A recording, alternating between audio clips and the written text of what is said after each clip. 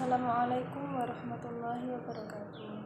Alhamdulillah kita telah diberikan kesehatan sehingga dapat bertemu pada pertemuan kali ini dan belajar bersama.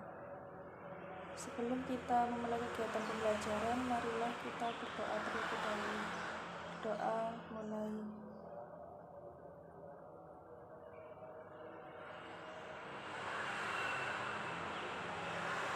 Berdoa selesai.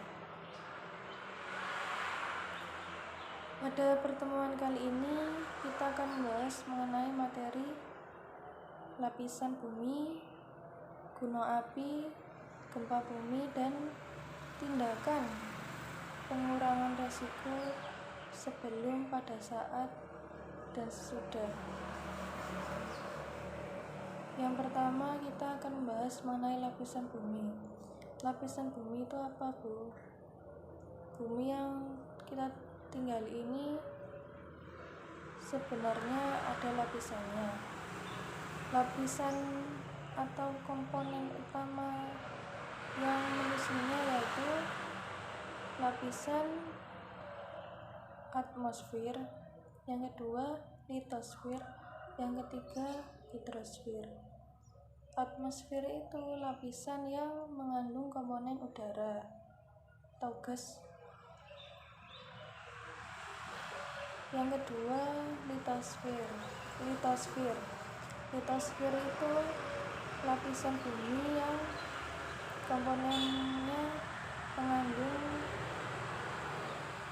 padatan seperti tanah tempat yang kita pijak. Yang ketiga yaitu komponen air atau hidrosfer, dari kata hidro dan sfere. Hidro air dan sfere lapisan, jadi lapisan air, seperti itu. Untuk yang pertama atmosfer. Atmosfer ini lapisan udara. Kita menghirup udara, itu berarti ada gas yang terkandung di dalamnya. Gas itu dapat berupa nitrogen, oksigen, karbon dioksida, dan lain-lain. Atmosfer ini terdiri dari 5 lapisan. Yang pertama troposfer. Troposfer ini ada jaraknya dengan lapisan yang lain. Lapisan troposfer ini di dalamnya atau ciri-cirinya yaitu banyak awan, yaitu terdapat gejala-gejala hujan, petir, seperti itu. Komponen ini juga tempat yang ditinggali oleh makhluk hidup seperti kita, manusia, pohon, dan hewan.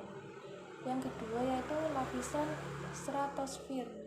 Lapisan stratosfer ini lapisan yang di dalamnya terdapat ozon. Ozon itu berfungsi untuk menangkap sinar matahari yang masuk ke bumi. Jadi sinar matahari yang masuk ke bumi itu diserap terlebih dahulu. Sinar ultraviolet. Sinar yang masuk ke bumi itu 99% diserap oleh lapisan ozon ini. Kemudian yang masuk ke bumi atau diteruskan itu hanya 1%, sehingga bumi terlindungi dari sinar ultraviolet sehingga menjadi aman, dijaga kehidupan makhluk hidup di dalamnya dan tidak punah. Di dalam lapisan stratosfer ini, di bawah lapisan ozon atau yang berwarna biru, yang berwarna hijau muda, di PPT dilihat monggo, itu ada lapisan yang stabil. Di bawah lapisan ozon itu terdapat lapisan stabil yang suhunya di bawah stabil. Kalau yang di atas stratosfer itu lapisannya suhunya tinggi atau panas, seperti itu. Pada lapisan stratosfer ini digunakan pesawat untuk terbang. Karena apa? Karena pada lapisan stratosfer ini lebih aman dikarenakan tidak ada hujan atau petir, sehingga selamat, tidak ada gejala yang menyebabkan, atau maksudnya tidak ada bencana, tidak ada hal-hal yang dapat mengganggu perjalanan. Kemudian pada lapisan stratosfer ini karena awannya sedikit, seperti itu. Yang ketiga, lapisan mesosfer. Lapisan mesosfer ini lapisan yang di dalamnya terdapat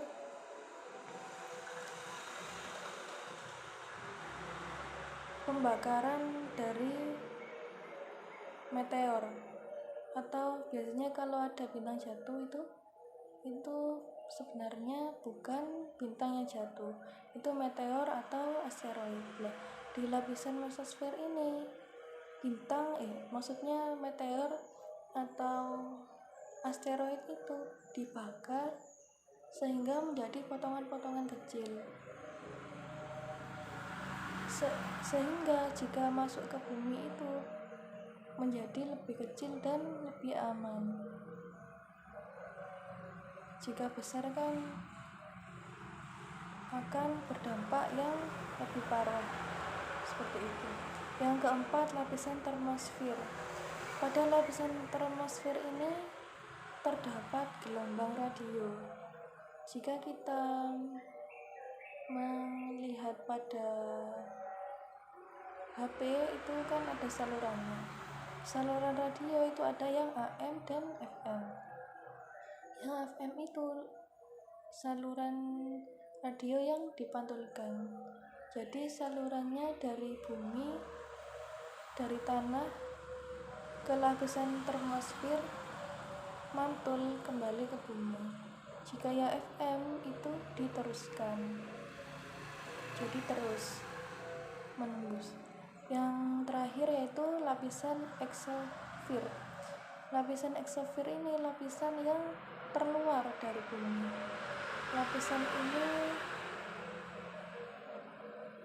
dapat digunakan satelit untuk berkomunikasi. Nah, satelit ini kan digunakan untuk kita. Satelit ini mengelilingi, satelit yang ada maksudnya itu kan mengelilingi bumi, dapat digunakan untuk alat bantu komunikasi dan lain sebagainya. Kemudian yang kedua yaitu litosfer. Litosfer ini ada 3 lapisan. Lapisannya itu ada lapisan kerak bumi, mantel, dan inti. Inti bumi itu ada yang inti dalam sama inti luar. Kemudian lapisan kerak bumi itu yang bagaimana, Bu?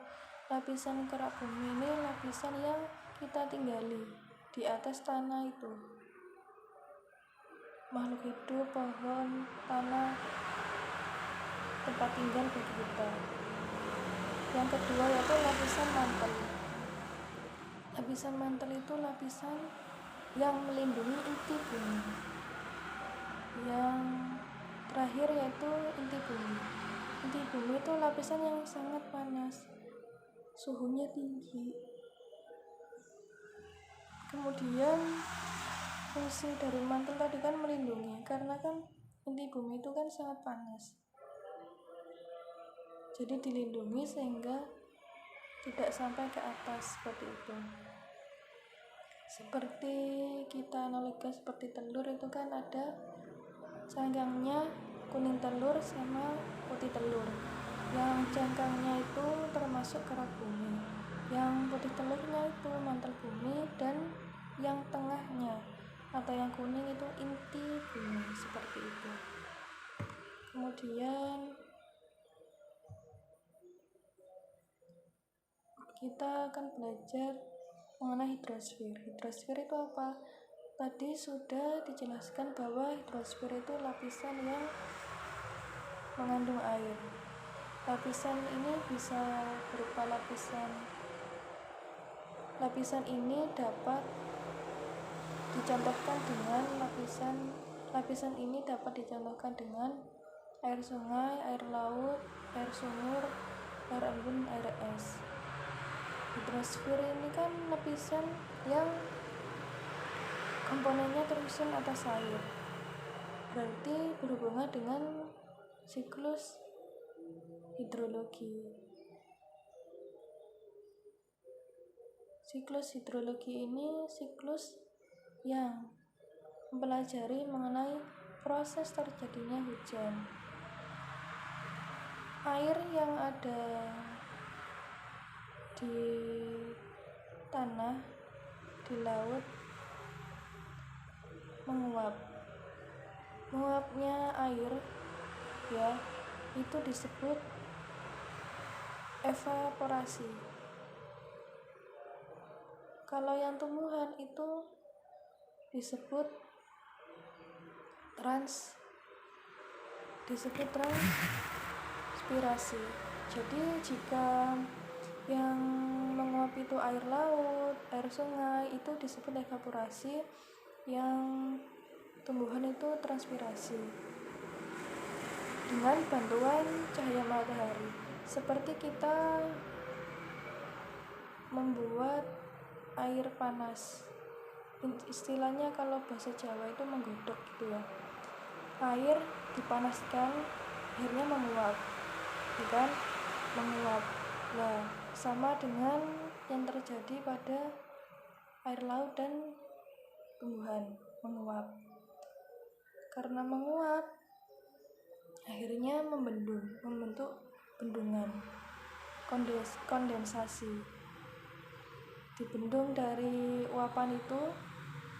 Nah, air yang dibendung itu karena banyak dan tidak dapat ditampung lagi, akhirnya nanti akan turun hujan. Airnya turun atau disebut presipitasi, seperti itu. Seperti uap air yang ada di panci, di atasnya itu kan menguap, ada air. Nah, air yang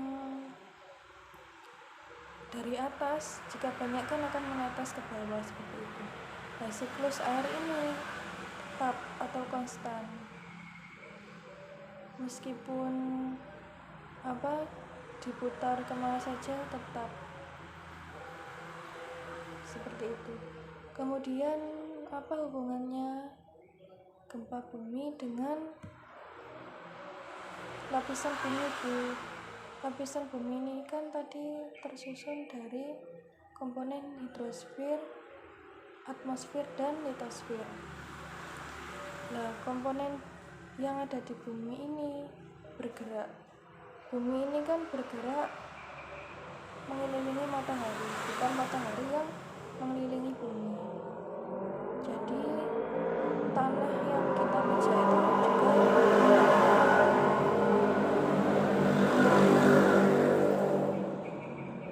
gempa bumi ini terjadi, gunung berapi ini terbentuk karena ada lempengan yang pecah, keraknya. Berarti gunung berapi ini terjadi karena kerak bumi itu pecah menjadi 17 di atas lapisan mantel, sehingga terjadi letusan gunung berapi. Jadi magma dari dalam itu keraknya terpecah.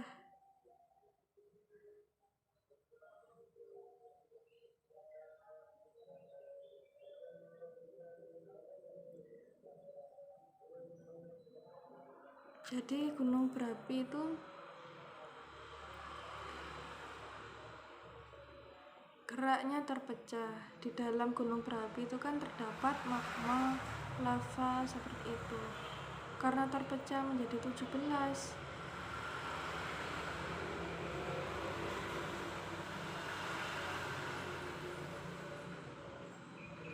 bergeser.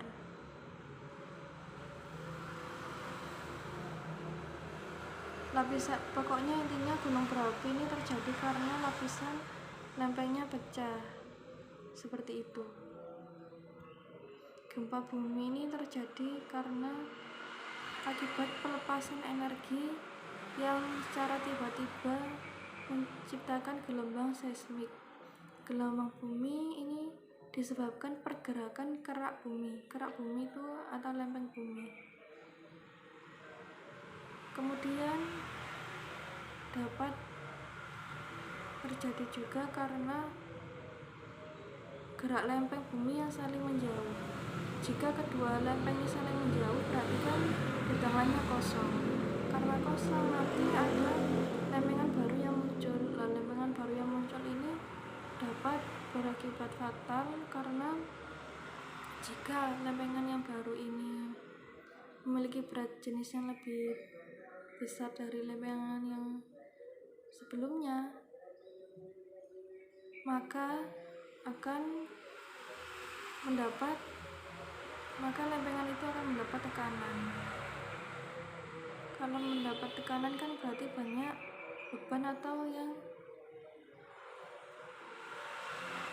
tertumpuk, sehingga menyebabkan pelepasan energi yang lebih besar. Kemudian bisa disebabkan juga karena gerak lempeng yang saling mendekati. Jika gerak lempeng yang saling mendekati, maka akan bertumpuk juga, mendekat, menyebabkan lempengan bumi atau keraknya itu bertumpuk-tumpuk sehingga yang di atasnya itu semakin tinggi, seperti yang terjadi pada Gunung Everest. Akibat pergerakan lempeng di bawahnya semakin besar. Berarti intinya kalau gunung berapi itu terjadi karena kerak lempengnya itu pecah, sehingga menjadi tergeser lempengannya terpecah.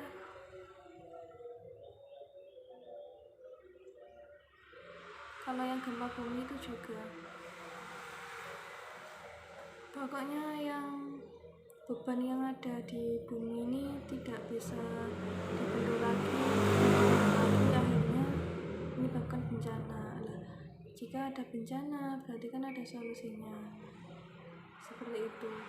Jika kita lihat dari bencana itu ada penanggulangannya sebelum, pada saat, dan setelahnya. Jika yang sebelum itu bagaimana?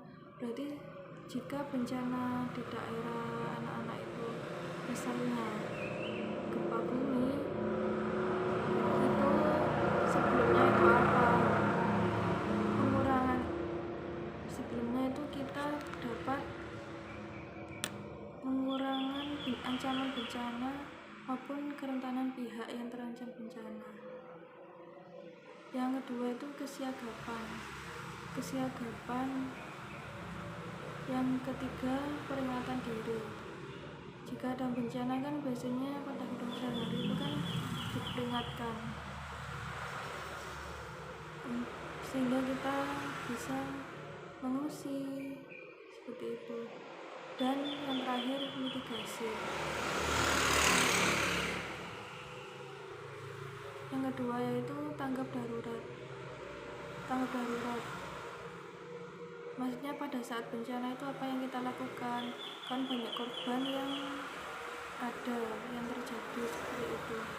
maka kita kan dapat menyelamatkan korban, para pengungsi. Kemudian apa yang dibutuhkan oleh orang yang terdampak bencana seperti bantuan kebutuhan dasar, perlindungan dari bencana, pengurusan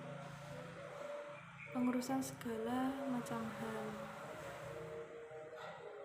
Kemudian pemulihan dari bencana yang terjadi itu kan ada yang rusak, biasanya kalau gempa bumi bangunan roboh itu dipulihkan, prasarana yang rusak itu apa gitu. Kemudian yang terakhir tahap pasca bencana.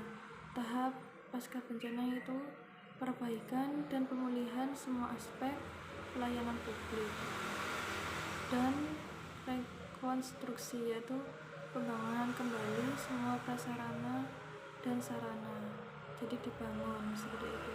Setelah bencana itu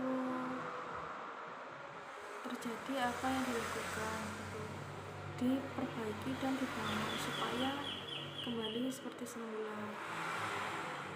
Anak-anak bisa melihat video ini, dipelajari. Kurang lebihnya mohon maaf. Nanti anak-anak dapat tes di CBT untuk mengetahui tingkat pengetahuan siswa atau anak-anak. Ibu tutup. Wassalamualaikum warahmatullahi wabarakatuh.